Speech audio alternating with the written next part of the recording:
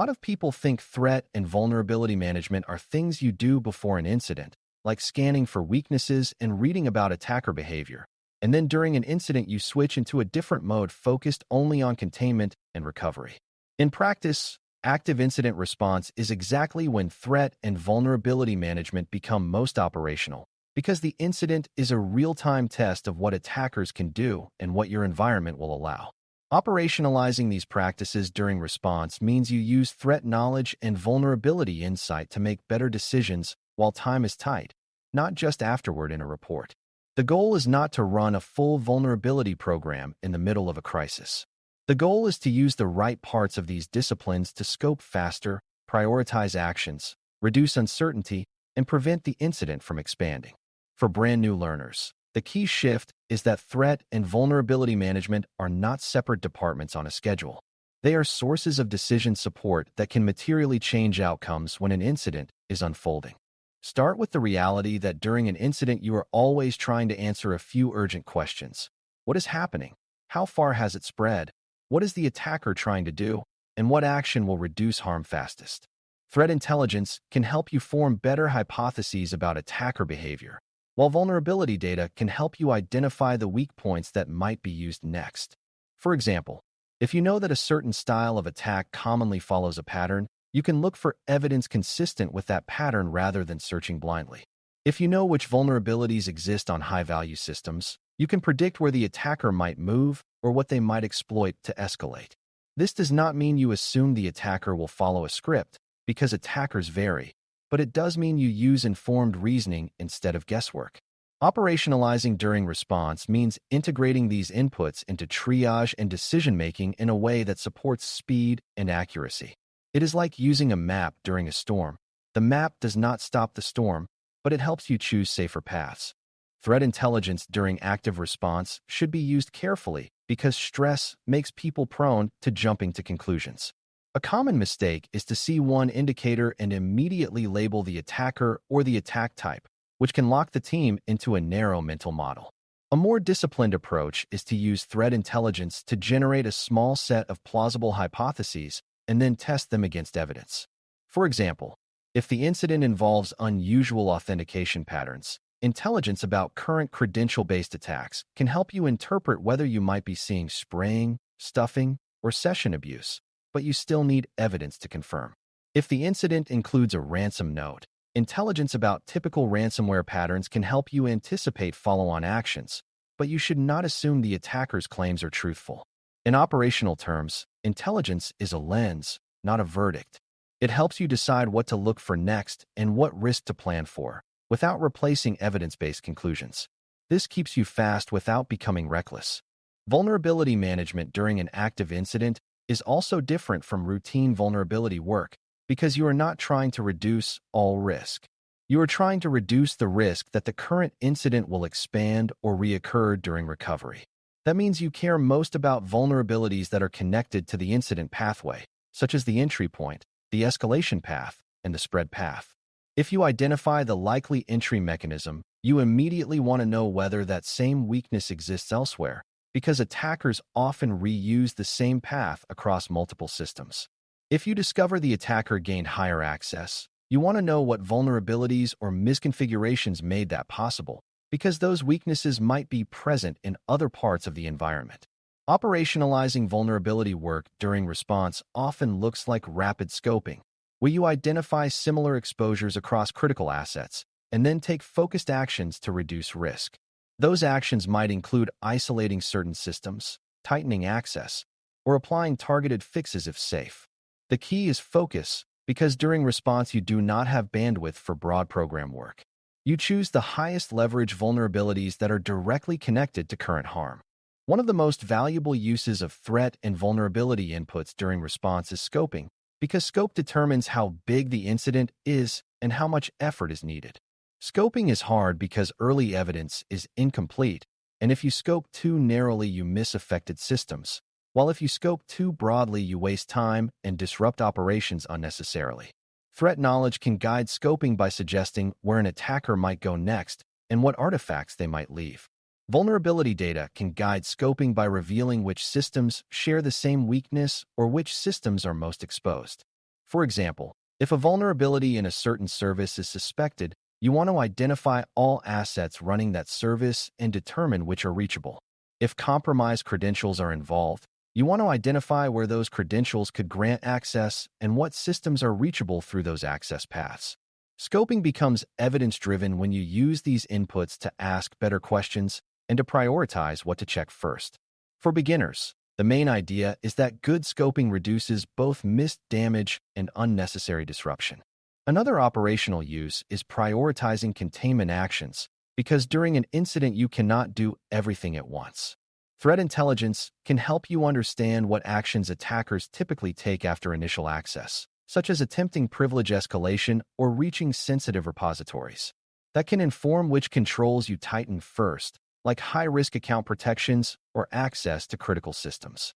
Vulnerability data can help you identify which systems are most at risk for rapid exploitation, such as exposed services with known weaknesses. Together, these inputs can help you choose containment actions that cut off attacker options quickly.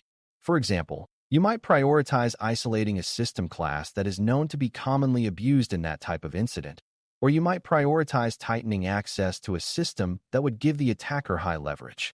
The point is not to chase the attacker's every possible move, but to reduce the attacker's most likely and most damaging options. Prioritization under pressure is a skill, and these inputs can make that skill more effective when used with discipline. Operationalizing threat and vulnerability management also supports decision triggers, meaning predefined conditions that prompt specific actions or escalations. During an active incident, decision triggers can prevent endless debate because they provide a clear basis for acting. For example, if evidence indicates active exploitation of a known vulnerability, a trigger might prompt immediate isolation of affected systems and rapid identification of similar exposures. If indicators suggest credential compromise, a trigger might prompt protective actions around high-value accounts and access paths. Threat intelligence can inform which triggers are valuable by revealing common attacker patterns, and vulnerability data can inform which triggers are urgent by revealing where exposure exists. The key is to keep triggers simple enough that they can be used under stress. Overly complex triggers will be ignored, and ignored triggers do not protect anyone. For beginners, the concept of triggers is helpful because it turns uncertain situations into structured decisions. It also reduces reliance on individual judgment alone, which can be inconsistent under pressure. There is also a key balance to strike between acting quickly and preserving evidence, because some vulnerability-focused actions can destroy valuable information. For example, patching or changing configurations can remove artifacts that help you understand what happened. Similarly, isolating systems can change behavior and hide evidence of attacker activity. Operationalizing during response means coordinating with the investigation effort so that urgent protective actions are taken in a way that still preserves the ability to learn and to prove what occurred. This is not about delaying protection. It is about sequencing and documenting. You can capture evidence, then apply changes, or you can apply changes while documenting what you did and what evidence might be affected. The important idea is to be conscious of the trade-off rather than acting blindly. Threat intelligence can help you anticipate what evidence might matter, and vulnerability context can help you prioritize what must be changed quickly. For beginners, this balance is one of the most important practical lessons, because it is where good intentions can create unintended loss. Another operational challenge is avoiding overreaction to external threat information, because not every trending threat applies to your incident. During a high-stress incident, people may latch onto headlines and assume the incident is the same as what they read about. That can lead to wasted effort and wrong priorities. A disciplined approach uses external intelligence to inform questions, not to dictate conclusions. For example, if a new exploitation trend is active, you can check whether your environment has the relevant exposure and whether your evidence matches the pattern. If it does not, you move on. This protects the team's limited attention and prevents confusion. Vulnerability data is useful here because it can quickly tell you whether the trending vulnerability is even present in your environment. If it is not present, you can confidently deprioritize that theory. If it is present, you still need evidence to connect it to your incident, but you now have a reason to investigate. For beginners, this is about resisting the lure of narrative and staying anchored to evidence. Operationalizing these practices also includes setting up a feedback loop during the incident itself, where new findings update priorities in real time. For example, if you discover that a certain system was used as a pivot point, you can immediately look for similar systems and apply protective actions. If you discover that a certain vulnerability was exploited, you can prioritize remediation and monitoring around that vulnerability across the environment. If you discover that the attacker is using a certain behavior pattern, you can adjust detection focus accordingly. This feedback loop is valuable because incidents evolve, and a static plan can miss new risk. However, the loop must remain controlled, or it becomes chaos. Controlled means a small group synthesizes findings and updates the action plan, rather than everyone changing priorities independently. This is where coordination and communication discipline matter, because operationalizing threat and vulnerability inputs without coordination can create conflicting actions. For beginners, the key is to see that information must be translated into decisions through a controlled process, or it will produce noise instead of speed. As recovery approaches, threat and vulnerability management remain relevant because they influence how you prevent relapse. If you know what vulnerability or weakness enabled the incident, you can prioritize fixes that must be in place before restoring full operations. If you know what attacker behaviors are likely, you can ensure monitoring is positioned to detect recurrence quickly. You can also use vulnerability data to identify whether recovery might reintroduce risk, such as restoring systems that still have the same weaknesses. Threat intelligence can help you understand whether attackers often return after being removed, which can shape how long you maintain heightened monitoring. The point is that recovery is not only restoration, it is trust rebuilding, and trust rebuilding depends on closing the doors that were used. Operationalizing these inputs during recovery helps you choose the right validation steps and the right sequencing. For beginners, the main lesson is that vulnerability and threat considerations do not end when containment ends. They are part of the recovery plan. To wrap this up, operationalizing threat and vulnerability management during active incident response means using these disciplines as real-time decision support, not as separate programs that wait for calm conditions. Threat intelligence helps you form and test hypotheses, anticipate likely attacker moves, and choose where to look next, while vulnerability data helps you identify exposures, predict expansion paths, and prioritize targeted protective actions. Together, they strengthen scoping, containment prioritization, and decision triggers, while supporting a feedback loop that updates priorities as new evidence arrives.